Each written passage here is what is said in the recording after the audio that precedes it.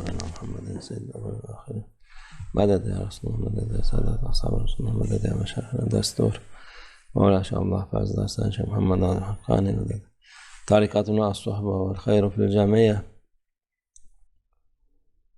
پیغمبر صلی اللہ علیہ وسلم ہمارے رسول اللہ صلی اللہ علیہ وسلم ایمان Allah'ın birliğine iman کہتے ہیں کہ kader تقدیر میں یقین کرنے کا مطلب ہے اللہ کے ایک ہونے میں یقین کرنا. Allah indinde yazılmıştır. لوگوں کی تقدیر Allah Azze ve اللہ کے Celle'nin نظروں کے سامنے لکھی ہوئی ہے اور یہ اللہ عز و جل کا راز ہے. کہتے ہیں رسول اللہ صلی اللہ علیہ وسلم وہ راز کہتے ہیں رسول اللہ صلی اللہ علیہ وسلم جو بھی اس کو جانتا ہے اور اس میں یقین رکھتا ہے وہ راحت میں رہے گا. ابھی جب کچھ بھی ہو جاتا ہے تو بہت سارے لوگ پریشان ہو جاتے ہیں اور سمجھنا چاہتے ہیں کہ کیوں ہوا اور کیسے ہوا. لیکن جو لوگ تقدیر میں یقین رکھتے ہیں وہ جانتے ہیں کہ اللہ کی طرف سے آیا ہے اور ضرورت نہیں ہے مایوس ہونے کی اور اس کو بدلنے کی.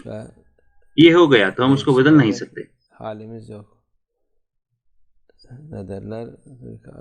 ایک کہاوت ہے مرنے والے کا کوئی علاج نہیں ہے، یا پھر جو گزر گیا تو مرنے والا چلا گیا اور جو وقت گزرنا تھا وہ گزر گیا اور جو مر گیا وہ مر گیا. آپ اس کو دوبارہ زندگی نہیں دے سکتے. اس لیے یہ ضروری چیز ہے.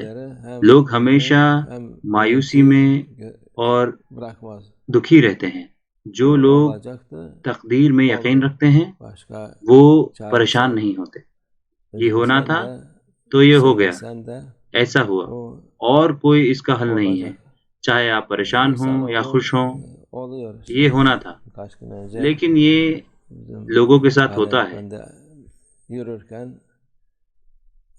ایک دن آدم افندی جب چل رہے تھے تو ان کی ٹانگ ٹوٹ گئی.